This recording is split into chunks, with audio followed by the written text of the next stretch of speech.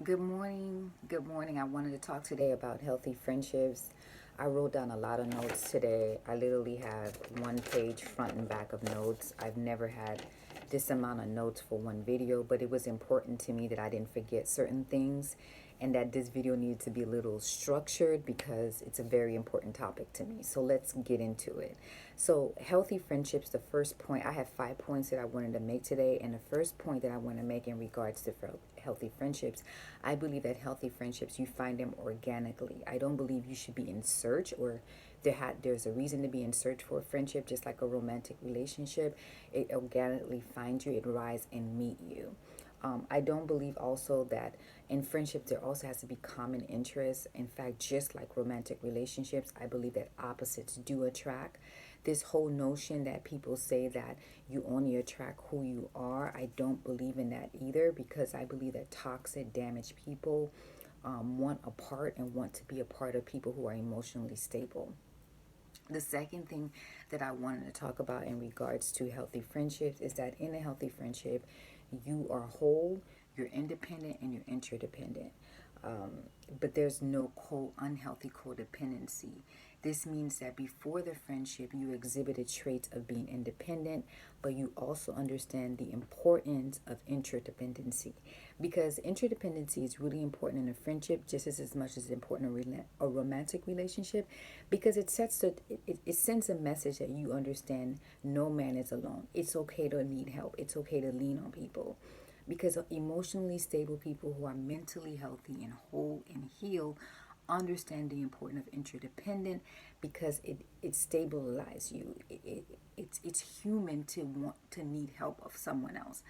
But codependency, this is where codependency becomes unhealthy, is when you codependency, you shouldn't have to need the relationship. A healthy relationship, you don't need the relationship if it goes away. You're not obsessively compulsive over the relationship, where if the relationship is not there, as far as the friendship, you break down, you cannot function. For example, I know we've all known someone who feels like, this is my friend, you can't be with my friend, this is my friend. They get obsessive compulsive and very controlling with their friendships that they have.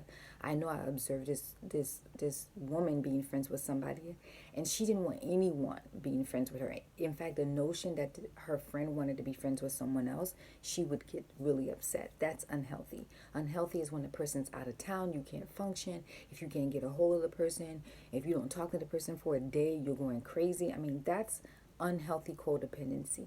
Interdependency is understanding that you both are individually independent, but you also are interdependent of each other, with a healthy balance.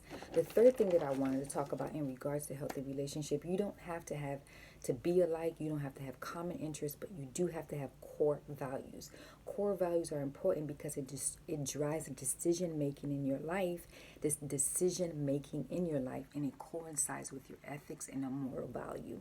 A friendship cannot exist where two people are on the opposite ends of the spectrum when it comes to core values and morals. It just doesn't work. If I believe in murder and you don't, if I believe in murder and you don't believe in murder, I believe stealing is not okay and you believe stealing is not okay. I don't believe in hurting people, you believe in hurting people. Whatever those things are, a friendship, a healthy friendship, cannot survive off a different ends of the spectrum as far as core values. Healthy friendships, you have the foundation of the friendship, you have the same core values. The fourth thing is healthy friendships, you don't bond over the following: toxic behavior, hurting other people, unhealthy, destructive gossip, or negativity. Instead, you bond over happiness, like minded things, things that build each other up. You're not, this is what I mean by that. Like, if you have a friendship where the only time you guys bond each other, the only time you're close to each other is when you're talking about people. Now, listen, there's no such thing as we're not talking about the latest headline in the news, the latest stuff that's going on in our family, or the latest this, latest this. But when it is the highlight of your friendship, that's the only reason why you guys bond, is to talk bad about somebody, talk down about somebody, then that's not our healthy friendship. Everyone is going to talk about the latest thing that's going on, but it shouldn't be the highlight of your friendship. The core topics of of your friendship should be about building each other up. What's going on with your business? What's going on in your life? Did you work out today? What's going on? Like, how's the kids? And da da da. I accomplished this today. It shouldn't. Gossip shouldn't take over the relationship, the friendship. So the fifth thing is healthy friendships. You want the best for each other. There's no competition. When one person succeeds, the other person succeeds. There's undeniable loyalty in the friendship. Okay, undeniable loyalty in the friendship. There's connection and love, just like a romantic relationship. There is connection and love. And also, the last thing is, with a healthy friendship, there's longevity in a healthy friendship. This friendship is consistent, it's organic, it's not forced, nobody's chasing. I'm not chasing you, you're not chasing me. It's organic. If we speak, it's okay. If we don't speak, it's okay too. It's a healthy, organic relationship. Why? Because you're whole, you're independent, and you're interdependent. And normally, longevity relationships like that usually means that you're with your soul friend. So it's important that these things that I talk about. If they resemble the friendships that you're in, that means you have a healthy friendship.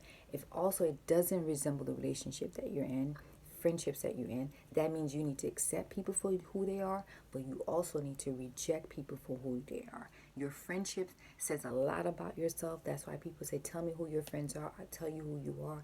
You can't hang around a bunch of toxic people without that toxicity eventually seeping down into your soul. So these are the 5 signs that you are in a healthy friendship.